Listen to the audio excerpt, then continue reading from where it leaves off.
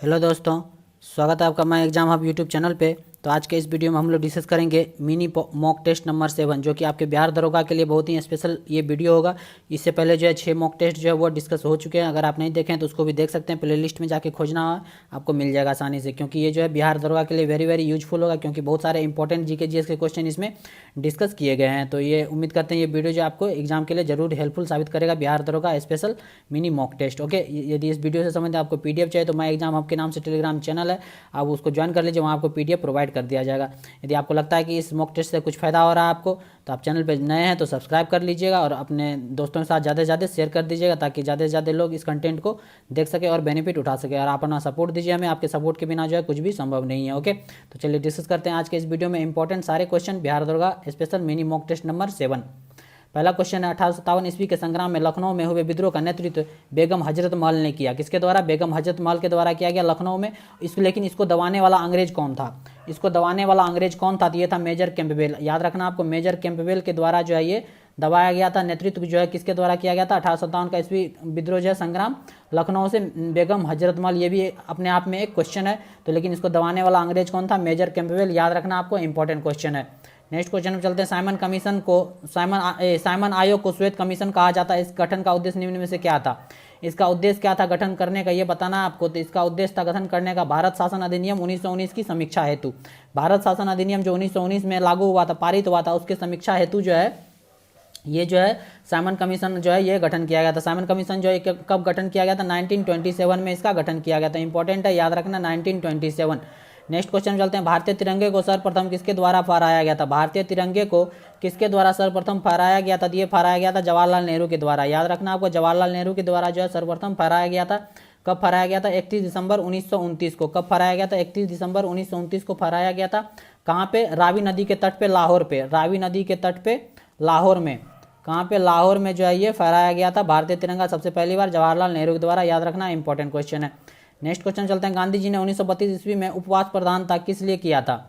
किस लिए किया था? तो ये किया था रेमजे मैकडोलन के द्वारा जो है सांप्रदायिक अधिनिर्णय के कारण जो है महात्मा गांधी के द्वारा जो 1932 ईस्वी में उपवास किया गया था। ये बात ध्यान रखना आपको, इंपॉर्टेंट क्वेश्चन है, इंपॉर्टेंट है। नेक्स्ट है, ऋग्वेद के 9वें मंडल का संबंध किस देवता से है? ऋग्वेद का जो है 9वां मंडल जो है किस देवता से संबंधित है, ये बताना आपको। तो ये सोम देवता से संबंधित है। सोम जो है किसको कहा जाता है? ये पेय पदार्थ का देवता माना जाता है। पेय पदार्थ, जितना भी पीने वाले पदार्थ हैं उसका देवता माना जाता है किसको? सोम को। याद रखना। और ऋग्वेद के 9वें मंडल का संबंध है सोम देवता से। ओके, इंपॉर्टेंट क्वेश्चन है, याद रखना है। नेक्स्ट, निम्न में से कौन प्रथम बौद्ध संगति के अध्यक्ष थे? प्रथम बौद्ध संगति के अध्यक्ष कौन थे, ये बताना आपको। तो ये थे महाकश्यप। कौन थे? महाकश्यप जो वह प्रथम बौद्ध संगति के अध्यक्ष थे। याद रखना, इंपॉर्टेंट क्वेश्चन है। और प्रथम बौद्ध संगति कहाँ पे हुआ था? तो ये राजगीर में हुआ था। कहाँ पे हुआ था? राजगीर में हुआ था। और इस टाइम जो है राजा कौन था? ये था अजातशत्रु। कौन था? अजातशत्रु के शासनकाल में हुआ था। ये भी आपको ध्यान रखना, इंपॉर्टेंट क्वेश्चन है, अजातशत्रु। नेक्स्ट क्वेश्चन पे चलते हैं। अदीना मस्जिद का निर्माण किस शासक द्वारा किया गया था? अदीना मस्जिद का निर्माण जो है ये सुल्तान सिकंदर के द्वारा किया गया था। किसके द्वारा? सुल्तान सिकंदर के द्वारा किया गया था। इंपॉर्टेंट क्वेश्चन है, याद रखना है। नेक्स्ट है, अबुल हसन नामक चित्रकार किस शासक का दरबारी चित्रकारी था?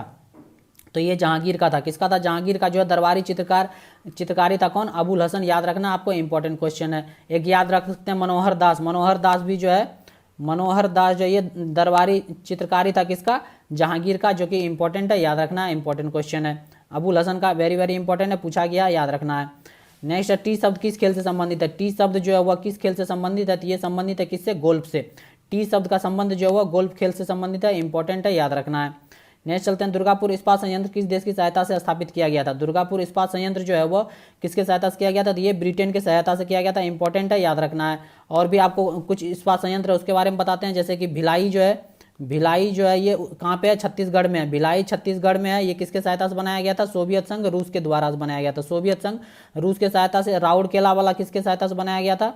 राउरकेला जो कि कहाँ पे है? उड़ीसा में है। ये जर्मनी की मदद से ये इस्पात संयंत्र लगाया गया था, जर्मनी की मदद से। और बोकारो में एक है, बोकारो में जो कि झारखंड में है, बोकारो झारखंड में, किसके मदद से लगाया गया था? ये भी सोवियत संघ रूस के मदद से जो है ये इस्पात संयंत्र लगाया था। ये 4 महत्वपूर्ण इस्पात संयंत्र है और इसके सहयोगी देश हैं। ये एग्जाम में क्वेश्चन इससे पूछे जाते हैं, से चारों आपको याद रखने हैं। दुर्गापुर ब्रिटेन, भिलाई छत्तीसगढ़ रूस, राउरकेला उड़ीसा जर्मनी की मदद से, और बोकारो झारखंड में रूस के मदद से, सोवियत संघ के मदद से लगाया गया था। इंपॉर्टेंट क्वेश्चन है, उम्मीद करते हैं ये सारे फैक्ट जो आप नोट कर लिए होंगे। चलिए नेक्स्ट क्वेश्चन पे चलते हैं। निम्नलिखित युग्मों में कौन सम्मिलित नहीं है? निम्नलिखित में से कौन सा सम्मिलित नहीं है ये बताना है आपको। तो ये हो जाएगा कालीबंगा जो है लूनी नदी के किनारे नहीं है। कालीबंगा जो किसके नदी के किनारे है, कौन सी नदी, ये घग्गर नदी के किनारे, याद रखना आपको घग्गर नदी। बाकी तीनों सही है, धौलावीरा कचकरण, राखीगढ़ी घग्गर और रोपड़ जो है सतलुज नदी के किनारे है। इंपॉर्टेंट है, याद रखना है। और रोपड़ जो है कहाँ पे है, पंजाब में है। और राखीगढ़ी कहाँ पे है, ये हरियाणा में। राखीगढ़ी जो है ये हरियाणा में, याद रखना है, इंपॉर्टेंट है। धौलावीरा कहाँ पे है, धौलावीरा कहाँ पे, ये गुजरात में। कहाँ पे, गुजरात में है। धौलावीरा गुजरात में। और कालीबंगा कहाँ है, कालीबंगा राजस्थान में। इंपॉर्टेंट लोकेशन है, पूछ लिए जाते हैं इससे क्वेश्चन। ओके, याद रखना है, इंपॉर्टेंट है। नेक्स्ट क्वेश्चन चलते हैं, किस उपनिषद में सभी आश्रम व्यवस्था का वर्णन किया गया है। किस उपनिषद में जो है सभी आश्रम व्यवस्था, 4 तरह की आपको पता होगा 4 आश्रम व्यवस्था है, उसका जो है वर्णन किस उपनिषद में मिलता, तो ये मिलता है जाबलो उपनिषद में। किसमें, जाबलो उपनिषद में, याद रखना। और मुंडको उपनिषद से क्या लिया गया, सत्यमेव जयते लिया गया। सत्यमेव जयते, सत्यमेव जयते कहाँ से लिया गया, मुंडको उपनिषद से, याद रखना, इंपॉर्टेंट क्वेश्चन है। नेक्स्ट क्वेश्चन पे चलते हैं। नेक्स्ट है, महाराजा रंजीत सिंह के उत्तराधिकारी कौन बने थे। महाराजा रंजीत सिंह के उत्तराधिकारी कौन बना था, तो ये बना था खड़ग सिंह। कौन बना था, खड़ग सिंह जो है महाराजा रंजीत सिंह के उत्तराधिकारी बने थे 1839 ईस्वी में, जब महाराजा रंजीत सिंह की मृत्यु होने के बाद। ओके, इस बात का आपको ध्यान रखना, इंपॉर्टेंट क्वेश्चन है। नेक्स्ट क्वेश्चन पे चलते हैं, एहोल अभिलेख का संबंध किस शासक से है। एहोल अभिलेख का संबंध जो ये किस शासक से है, संबंध जो किस शासक से है, तो ये है पुलकेशिन द्वितीय से। किससे है, पुलकेशिन द्वितीय से जो है एहोल अभिलेख का संबंध, जो कि चालुक्य नरेश द्वितीय से है, जो चालुक्य वंश से संबंधित है। किससे, चालुक्य वंश से, चालुक्य वंश से संबंधित है। और ये संबंधित है एहोल अभिलेख से पुलकेशिन द्वितीय। और ध्यान रखना, इस अभिलेख में जब पुलकेशिन द्वितीय के हाथों जो है हर्षवर्धन की पराजय का वर्णन मिलता है। ओके, इस बात का आपको ध्यान रखना, एहोल अभिलेख से। नेक्स्ट क्वेश्चन चलते हैं, वल्लभाचार्य प्रवर्तक थे। वल्लभाचार्य जो है किसके प्रवर्तक थे, तो ये थे शुद्धाद्वैतवाद के। किसके, शुद्धाद्वैतवाद के प्रवर्तक कौन थे, वल्लभाचार्य। और द्वैतवाद के प्रवर्तक कौन थे, शंकराचार्य। याद रखना आपको, शंकराचार्य जो है वो कौन थे, ये अद्वैतवाद के प्रवर्तक थे। द्वैतवाद के प्रवर्तक माधवाचार्य थे, माधवाचार्य थे द्वैतवाद के। और द्वैतवाद के बाद से निम्बकाचार्य। निम्बकाचार्य जो थे ये किसका थे, द्वैतवाद के। ये इंपॉर्टेंट है, याद रखना, इंपॉर्टेंट प्रवर्तक। वल्लभाचार्य किसके थे, शुद्धाद्वैतवाद के। नेक्स्ट क्वेश्चन पे चलते हैं, मुगल शासक अकबर ने किस सिख गुरु से गोविंदवाल जाकर भेंट की और उनकी पुत्री बीबी भानी को उसको जो है जमीन दिया, तो यह गुरु रामदास। याद रखना आपको, गुरु अमरदास जो है ये इंपॉर्टेंट आए।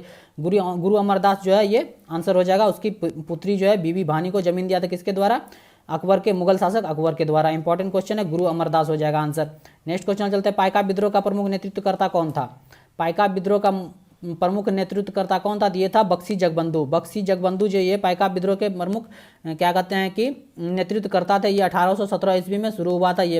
ओके, ये ध्यान रखना, 1817 ईस्वी में पाइका विद्रोह।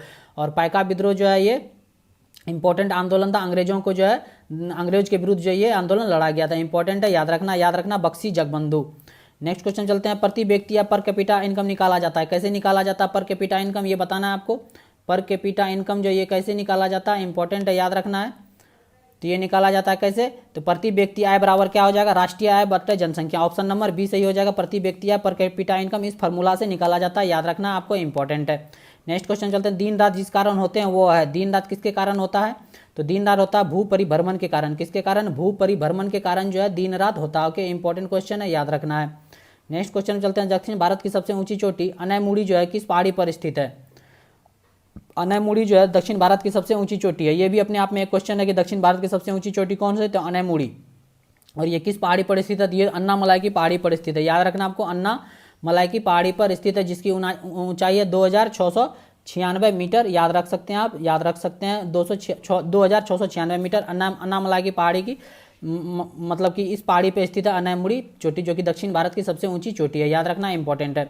मेघालय का पठार जो 3 भागों में बांटा गया, गारो, खासी, जयंतिया पहाड़ियाँ। इस विभाजन का आधार क्या है, ये विभाजन का आधार क्या है, तो ये जनजातियाँ। गारो, खासी, जयंतिया जो है ये जनजातियाँ हैं। कौन सी हैं, जनजातियाँ। तो इसी के आधार पे जो है ये मेघालय का पठार जो है 3 भागों में बांटा गया। याद रखना, ये तीनों जो है जनजाति है वहाँ के। ओके, याद रखना, इंपॉर्टेंट है।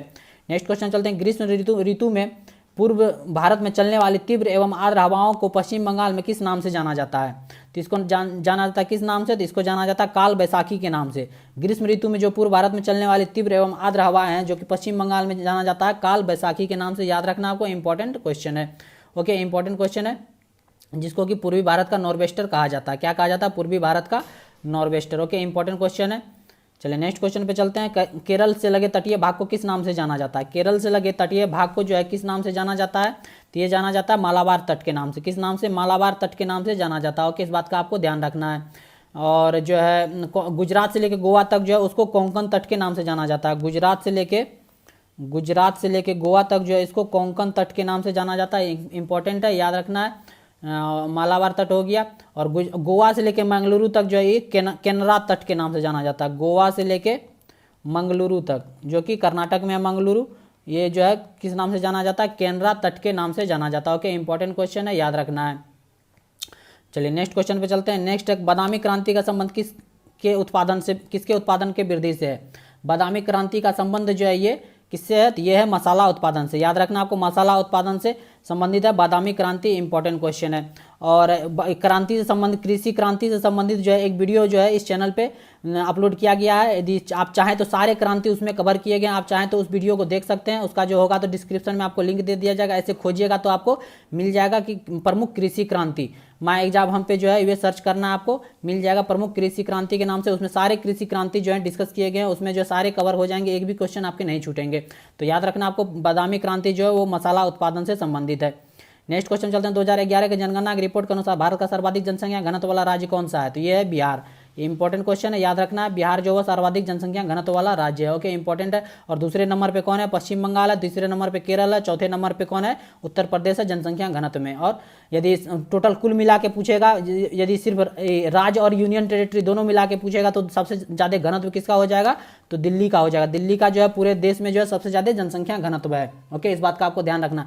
सिर्फ राज्य के बारे में पूछेगा तब बिहार आंसर होगा, ओवरऑल पूछेगा तो दिल्ली आंसर हो जाएगा। इस बात का आपको ध्यान रखना है। नेक्स्ट क्वेश्चन चलते हैं। अंडमान निकोबार द्वीप समूह में किस प्रकार के वन पाए जाते हैं? अंडमान निकोबार द्वीप समूह में जो है ये सदाबहार प्रकार के जो है वन पाए जाते हैं। इंपॉर्टेंट क्वेश्चन है, याद रखना है, सदाबहार वन इंपॉर्टेंट है। नेक्स्ट है, भारत में सुनामी वार्निंग सेंटर कहाँ स्थित है? वेरी वेरी इंपॉर्टेंट क्वेश्चन है। सुनामी वार्निंग सेंटर कहाँ पे स्थित है भारत में? ये हैदराबाद में स्थित है। इंपॉर्टेंट है, हैदराबाद में स्थित है सुनामी वार्निंग सेंटर, जो कि 2007 से ये काम कर रहा है। इंपॉर्टेंट है, याद रखना है, 2007 से काम कर रहा है। सुनामी वार्निंग सेंटर कहाँ है? हैदराबाद में। नेक्स्ट क्वेश्चन पे चलते हैं। यदि लोकसभा में बजट पारित नहीं होता है तो क्या होता है? यदि लोकसभा में बजट पारित ना हो सके तो क्या होता है? तो सरकार को क्या करना पड़ता है? इस्तीफा देना पड़ता है। ऑप्शन नंबर आपका डी सही हो जाएगा। सरकार को जो है वो इस्तीफा देना पड़ जाता है यदि लोकसभा में बजट जो वो पारित नहीं हो पाता है। तो इंपॉर्टेंट है, याद रखना है। नेक्स्ट क्वेश्चन चलते हैं। नई जो है नई हो जाएगा यहाँ पे, नई अखिल भारतीय सेवाओं का सृजन करने के लिए राज्यसभा में उपस्थित तथा मतदान देने वाले सदस्यों की संख्या कम से कम कितनी होनी चाहिए? कोई भी जो है अखिल भारतीय सेवा का सृजन करना है तो राज्यसभा में उपस्थित एवं मतदान देने वाले सदस्यों की संख्या कम से कम कितनी होनी चाहिए? तो ये 2/3 होनी चाहिए। कितनी होनी चाहिए? 2/3, याद रखना है। इंपॉर्टेंट क्वेश्चन है, याद रखना है। 2/3 आपको याद रखना है। नेक्स्ट क्वेश्चन चलते हैं। लोकसभा में गणपूर्ति या कोरम कुल सदस्य संख्या का होता है? गणपूर्ति या कोरम जो है कुल सदस्य संख्या कितना होता है लोकसभा में? तो 1/10 भाग होता है। कितना होता है? 1/10 भाग होता है। इस बात का आपको ध्यान रखना है, इंपॉर्टेंट क्वेश्चन है। नेक्स्ट क्वेश्चन पे चलते हैं। संसद में संयुक्त अधिवेशन के संबंध में कौन सा कथन गलत है? संसद का जो संयुक्त अधिवेशन होता है उसके संबंध में बताना कौन सा कथन जो है ये गलत है। तो ये हो जाएगा ऑप्शन नंबर सी, धन विधेयक एवं संविधान संशोधन विधेयक पारित करने के लिए भी जो है संयुक्त अधिवेशन बुलाया जा सकता है। ये ऐसा कोई जरूरी नहीं है, ये कथन गलत है। बाकी तीनों कथन जो है ये सही है। संयुक्त अधिवेशन जो है राष्ट्रपति द्वारा बुलाया जाता है, ये भी आप ध्यान रख सकते हैं। संयुक्त अधिवेशन की कार्यवाही लोकसभा के प्रति नियमों के अनुसार संचालित होती है। संयुक्त अधिवेशन अध्यक्षता जो लोकसभा की अनुपस्थिति में लोकसभा के उपाध्यक्ष करता है। तीनों स्टेटमेंट जो सही है। ये तीसरा नंबर जो ऑप्शन नंबर सी ये गलत है। ओके, गलत ही पूछा जा रहा था, कौन सा कथन गलत है, याद रखना इंपॉर्टेंट है। नेक्स्ट क्वेश्चन चलते हैं। नियंत्रक महालेखा परीक्षक केंद्र सरकार के लेखाओं का प्रतिवेदन राष्ट्रपति को देता है, जिसे वह संसद के दोनों सदनों के पटल पर रखते हैं। इसके उपरांत जो संसद की किस समिति द्वारा जारी इसकी जांच की जाती है? तो किसके द्वारा जांच किया जाता है? नियंत्रक महालेखा के द्वारा जो भी प्रतिवेदन राष्ट्रपति को दिया जाता है वह कौन से समिति के द्वारा जो जांच किया जाता है? तो ये किया जाता है लोक लेखा समिति के द्वारा जांच किया जाता है। इंपॉर्टेंट क्वेश्चन है, याद रखना। लोक लेखा समिति में जो है टोटल जो है 22 सदस्य होते हैं। कितने सदस्य होते हैं? 22 सदस्य होते हैं, जिनमें से 15 जो है ये लोकसभा में होता है और 7 सदस्य जो है ये राज्यसभा का होता है। इंपॉर्टेंट है, याद रखना। 15 सदस्य लोकसभा का, 7 सदस्य राज्यसभा का, टोटल 22 सदस्य होते हैं लोक लेखा समिति में। इंपॉर्टेंट क्वेश्चन है, याद रखना है। नेक्स्ट क्वेश्चन चलते हैं। भारत की संचित निधि पर भारित व्यय जो है निम्नलिखित में से कौन नहीं है? भारत की संचित निधि पर भारित न्याय जो है निम्नलिखित में से कौन सा नहीं है? तो ये हो जाएगा उच्च न्यायालय के न्यायाधीशों के वेतन एवं भत्ता। उच्च न्यायालय के न्यायाधीशों एवं वेतन भत्ता जो है इसका भारित जो वो संचित निधि पे नहीं है। इस बात का आपको ध्यान रखना इंपॉर्टेंट। ये समेकित निधि पर भारित रहता है। किस पे? समेकित निधि। समेकित निधि पे जो है ये भारित रहता है। उच्च न्यायालय के न्यायाधीश का वेतन एवं भत्ता और राष्ट्रपति का वेतन एवं भत्ता, सर्वोच्च न्यायालय के न्यायाधीशों के पेंशन हो गए, उच्च न्यायालय के न्यायाधीशों का पेंशन लेकिन जो है ये संचित निधि पे भारित रहता है, और लेकिन न्यायाधीशों का वेतन एवं भत्ता जब वो कार्यरत रहते हैं तो वो समेकित निधि पे जो है भारित रहता है। इस बात का आपको ध्यान रखना, इंपॉर्टेंट क्वेश्चन है। ये तीनों जो है किस पे भारित रहता है? संचित निधि पे। नेक्स्ट क्वेश्चन चलते हैं, किस राज्य के विधान परिषद की सदस्य की संख्या उस राज्य के विधानसभा के सदस्यों की संख्या से कितना अधिक नहीं हो सकता है? तो ये 1/3 से अधिक नहीं हो सकता है। कितना नहीं हो सकता? 1/3 से अधिक नहीं हो सकता। किसी भी राज्य के विधान परिषद की सदस्य की संख्या उस राज्य के विधानसभा के सदस्यों की संख्या जो है 1/3 से अधिक नहीं होना चाहिए। इस बात का आपको ध्यान रखना, इंपॉर्टेंट क्वेश्चन है। नेक्स्ट क्वेश्चन पे चलते हैं, निम्न में से कौन सा सही सुमेलित नहीं है? सही सुमेलित पूछा जा रहा, कौन सा नहीं है? तो डोवर्नियर का त्रिक नियम ये बिल्कुल सही है। न्यूलैंड का अष्टक सिद्धांत ये भी सही है। मोसले आधुनिक आवर्त सारणी ये भी बिल्कुल सही है। तो बचा ऑप्शन हाइजेनबर्ग का अपवर्जन सिद्धांत, ये जो है गलत है। हाइजेनबर्ग का जो है ये अनिश्चितता का सिद्धांत दिया गया था हाइजेनबर्ग के द्वारा। अपवर्जन का सिद्धांत किसके द्वारा दिया गया था? ये पाउली के द्वारा दिया गया था। किसके द्वारा? याद रखना आपको, पाउली के द्वारा दिया गया था। किसका? अपवर्जन का नियम। और हाइजेनबर्ग के द्वारा जो अनिश्चितता का सिद्धांत दिया गया था, किसका? अनिश्चितता का। उम्मीद करते हैं यहाँ तक आपको समझ में आ गए होंगे। नेक्स्ट क्वेश्चन में चलते हैं, निम्नलिखित में कौन सा कथन सही है? निम्नलिखित में से बताना आपको कौन सा कथन सही है। फ्यूज सदैव परिपथ में समांतर क्रम में जोड़ा जाता है। फ्यूज समांतर तांबा तथा टीन मिश्र धातु का बना होता है। कौन सा? उपयुक्त में से कोई नहीं हो जाएगा। क्या हो जाएगा? उपयुक्त में से जो है कोई सही नहीं है। इस बात का आपको ध्यान रखना। फ्यूज जो है सदैव किस में जोड़ा जाता है? ये श्रेणी क्रम में जोड़ा जाता है। किसमें? श्रेणी क्रम में जोड़ा जाता है। और विद्युत फ्यूज जो है ये किससे बना होता है? सीसा तथा टीन से बना होता है। किससे? सीसा तथा टीन मिश्र धातु से बना होता है। इसलिए जो है दोनों कथन जो है ये गलत हो गए, इनमें से कोई सही नहीं होगा। ओके, ध्यान रखना, इंपॉर्टेंट क्वेश्चन है।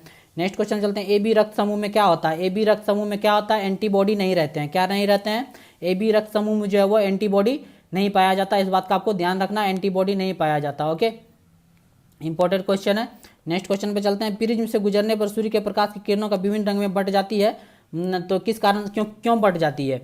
इसके कारण क्या होता है? क्योंकि प्रिज्म के दोनों सतहों पर किरण का जो है किरणों का विचलन होता है। इस कारण जो है प्रिज्म से गुजरने वाले सूर्य के प्रकाश की किरणें जो है वह विभिन्न रंगों में बट जाती है, क्योंकि किरणों का जो है दोनों सतहों पर क्या होता है? विचलन होता है। याद रखना आपको, विचलन होता है। इंपॉर्टेंट क्वेश्चन है, याद रखना। और जो है प्रिज्म से गुजरने के बाद 7 रंग निकलते हैं। कौन कौन होते हैं? विबग्योर के नाम से आपको याद रखना, VIBGYOR, विबग्योर के नाम से आपको याद रखना। इंपॉर्टेंट क्वेश्चन, ओके, इंपॉर्टेंट है।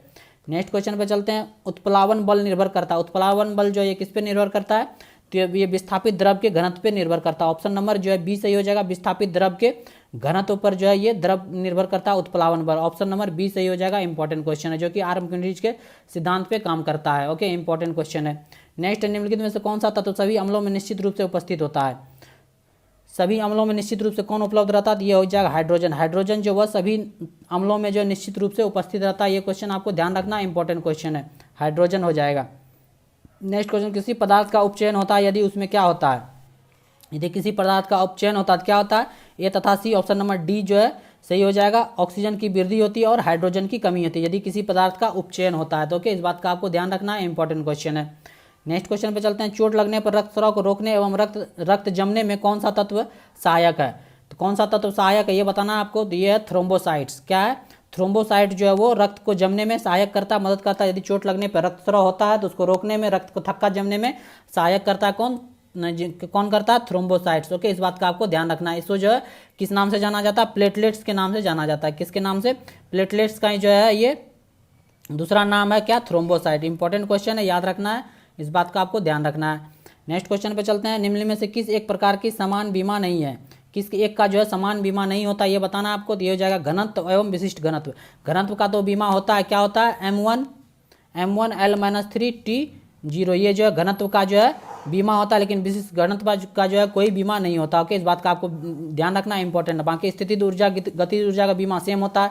फोकस दूरी, ऊंचाई का जो है सेम होता है। गुरुत्वीय बल और घर्षण बल का जो है बीमा सेम होता है। पूछा जा रहा है किसका बीमा समान नहीं है? तो घनत्व और विशिष्ट घनत्व आंसर हो जाएगा। नेक्स्ट क्वेश्चन पे चलते हैं, निम्न में कौन पादप हार्मोन है? निम्न में से कौन सा पादप हार्मोन है? तो ये हो जाएगा साइटोकाइनिन। याद रखना आपको, साइटोकाइनिन जो है एक प्रकार का पादप हार्मोन है। इंपॉर्टेंट क्वेश्चन है। 5 प्रकार के जो है पादप हार्मोन होते हैं, कौन कौन से? ऑक्जिन हो गया, ये नोट कर सकते हैं आप, ऑक्जिन हो गया, और जिब्रेलिन हो गया, साइटोकाइनिन तो हो ही गया, और इथाइलिन हो गया, इथाइलिन याद कर सकते हैं। और एस्बिस्कस एसिड जो है ये भी ये एक पादप हार्मोन है, याद रखना आपको इंपॉर्टेंट। ये 5 तरह के पादप हार्मोन होते हैं, इंपॉर्टेंट है, याद रखना है। मोमबत्ती का जलना है, मोमबत्ती का जलना जो किस तरह का परिवर्तन है, तो ये ए और बी दोनों हो जाएगा, रासायनिक एवं भौतिक परिवर्तन दोनों तरह का परिवर्तन, याद रखना है। जब ये जलता है तो क्या होता है, ये रासायनिक परिवर्तन कहलाता है, लेकिन जल के जब खत्म हो जाता है तो वो नीचे जमा हो जाता है, उसको फिर से हम लोग चाहे तो मोमबत्ती उसका बना सकते हैं, ओके, मोम का, तो वो जो है भौतिक परिवर्तन के रूप में हो गया। इसलिए जो मोमबत्ती का जलना जो वो दोनों तरह का परिवर्तन है। नेक्स्ट क्वेश्चन चलते हैं, निम्न में से कौन यूकेरियोटिक कोशिका के संबंध में जो है सही नहीं है। यूकेरियोटिक कोशिका के संबंध में कौन सा सही नहीं है, तो इसमें केंद्रक अनुपस्थित होता है, ये जो है कथन सही नहीं है। यूकेरियोटिक सेल में जो है केंद्रक जो वो उपस्थित होता है, बाकी तीनों जो है सही है। ये सेलुलोज की बनी होती है, ये भी सही है। इसमें 80 प्रकार के राइबोसोम उपस्थित होते हैं, ये भी सही है।